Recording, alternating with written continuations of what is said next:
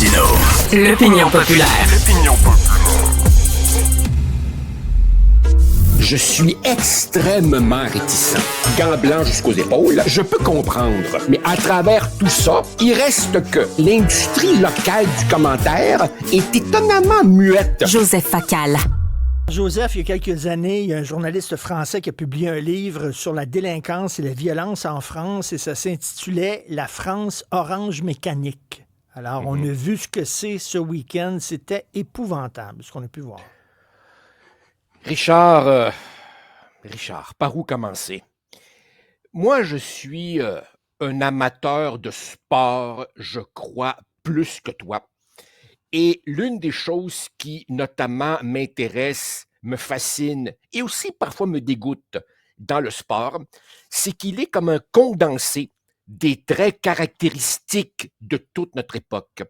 Et je te dirais, le soccer encore plus que le hockey, parce que le soccer est un sport plus planétaire, plus pratiqué que le hockey, qui lui, évidemment, nécessite des longs hivers de neige et de glace. Écoute, avant le match, on avait demandé aux partisans de ne pas tout casser après, sans évidemment la moindre illusion. Un des principaux joueurs du PSG, Ousmane Dembélé, après le coup de sifflet final, avait lancé un appel au calme en disant « On fête et c'est pas la peine de tout casser ». Mais bien entendu, la fête d'après-match fut, comme le notait Mathieu, gâchée et c'était parfaitement prévisible par une racaille venue tout casser. C'est notre époque, ça. Maintenant, Richard, allons un peu plus loin. Le ministre de l'Intérieur de la France, Bruno Retailleau, traite de barbares les casseurs et un député d'extrême gauche du parti de Mélenchon trouve que utiliser le mot barbare a, je cite, des soubassements racistes. Richard, il suffit pourtant d'avoir des yeux pour voir. Mais l'aveuglement idéologique de la gauche radicale, ça aussi, on y est habitué et c'est notre époque. Allons maintenant un peu plus loin, Richard, si tu permets, dans cette radiographie de ce qui s'est passé en fin de semaine et aussi ces dernières années autour du PSG. Le Paris Saint-Germain, Richard, était un club médiocre et sans histoire jusqu'à ce qu'il soit acheté en 2011 par Qatar Sports Investments, un fonds d'investissement contrôlé par la famille royale qui gouverne le Qatar, qui est une pétromonarchie. C'est donc, à toutes fins utiles, un club d'État aux moyens financiers illimités, qui n'a de français que le nom et qui lutte contre des équipes qui, eux, évidemment, qu'est-ce que tu veux, s'abreuvent à des fonds privés un peu plus réduits. Ce Qatar qui soigne son image, qui fait de la soft diplomatie avec le PSG, qui s'est aussi offert la Coupe du monde de soccer en 2022, ben ce Qatar entretient des liens étroits avec le Hamas, qui est une organisation terroriste. Bref, notre époque aussi là-dedans, un joli mélange de cynisme, d'hypocrisie et de milliards. Continuons un peu plus loin, Richard. Voici le 11 de départ que le PSG a aligné sur le terrain et la nationalité de chaque joueur. Je te les défile. En partant des buts, défenseurs, attaquants. Donnarumma, Italien. Hakimi, Maroc. Marquinhos, Brésil. Pacho, Équateur. Mendes, Portugal. Neves, Portugal. Vitinha, Portugal. Ruiz, Espagne. Doué, France. Dembélé, France. Kvaratskhelia, Géorgie. 2 Français sur 11 et un entraîneur évidemment espagnol. Bref, une équipe mondialisée, sans racines, à peu près aussi française que moi je suis moldave. Ça aussi, c'est notre époque, Richard. C'est peut-être un petit peu inévitable, on me dira, mais c'est quand même triste. Mais évidemment, les fans s'en foutent parce qu'ils ont gagné. Tu sais, Richard, je me rappelle d'une fois... Mais attends une minute, j'ai vu des images, j'en ai vu beaucoup de vidéos ce week-end. Ouais. Des gens qui grimpaient, entre autres, sur la statue de Jeanne d'Arc pour accrocher le drapeau palestinien. Ouais. Est-ce que ça jouait aussi des cris aussi de haine contre la France? Écoute, je voyais des vidéos, heureusement, des vidéos de musulmans qui disaient cette racaille nous fait du mal.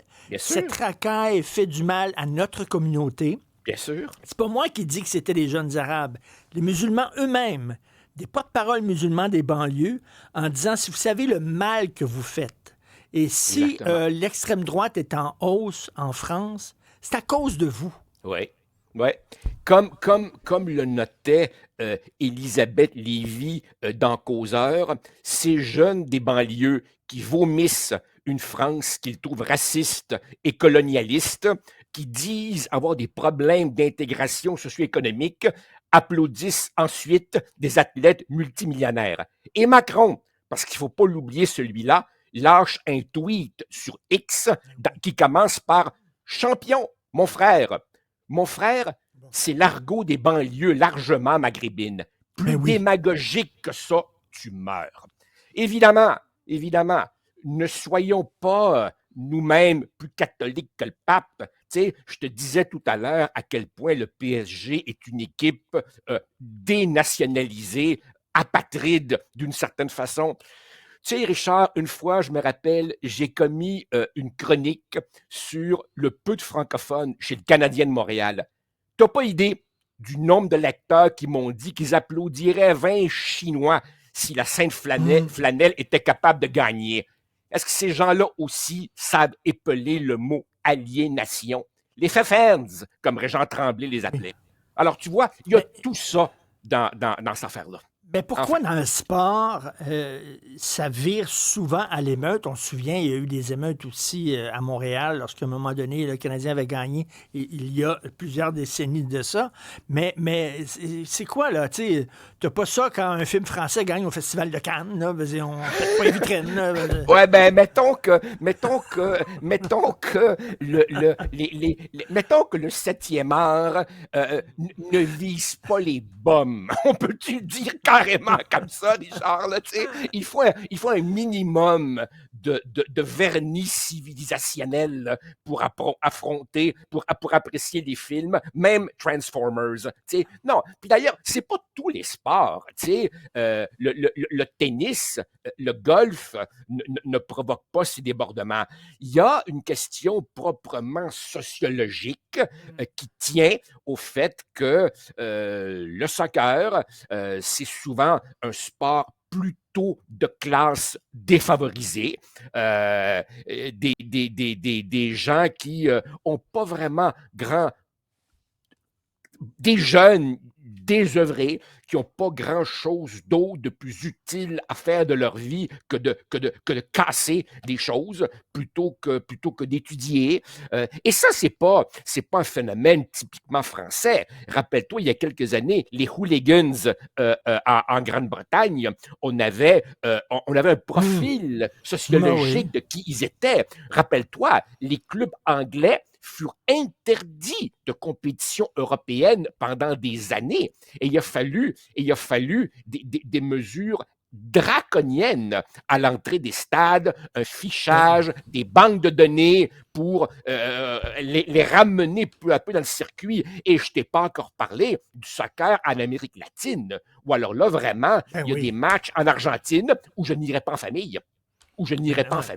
Mais non, mais il y a même des joueurs qui ont été tués parce qu'ils avaient mal joué. Écoute, en terminant rapidement, tu parlais de Macron. Ouais. Quel vide absolu, cet homme. Quel vide absolu. Un bureaucrate qui parle, qui s'écoute parler, mais vide. Là. Il parle pour ne rien dire. C'est Justin Trudeau avec quelques diplômes et une meilleure élocution. C'est Justin Trudeau qui parle français. Mais Justin Trudeau, en ce sens, était typiquement canadien. Il parlait les deux langues officielles, mais en même temps. Emmanuel Macron, au moins, parle français.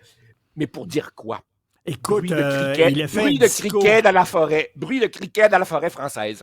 Il a fait l'apologie du Qatar là, quand ils ont Ouais. gagné, là, en disant ah, vous avez soutenu cette équipe Ah ouais. pendant si longtemps, ça a été difficile, la traversée du désert, mais maintenant, grâce à vous. Écoute, le gros blowjob au Qatar, s'il vous Ah, plaît, là. Ouais. Il est, même s'il s'en défend, il est dans la politique communautariste, multiculturaliste, clientéliste. Il sait où est l'électorat qu'il doit flatter, bien que, dans son cas, n'étant pas candidat, je crois, à sa réélection, c'est devenu finalement chez lui un réflexe conditionné. C'est une Ah oui. idéologie. C'est un mondialiste comme Justin Trudeau. Lui aussi, il tripe sur l'État post-national. Ben oui. Rappelle-toi, un jour, je crois le citer exactement, Macron avait dit quelque chose comme il n'y a pas une culture française, il y a des cultures en France. Alors, quand tu dis quelque chose comme ça dit tout. Ça dit Tout tout. à fait. C'est désespérant. C'est désespérant. Et après, comme tu dis, les belles âmes vont se tordre les boyaux en voyant monter des forces politiques plus conservatrices, plus traditionnalistes, qui osent dire est-ce que la France pourrait ressembler à la France? Mm. Merci, on se laisse là-dessus. À demain, Ça marche. Joseph. Salut, au revoir.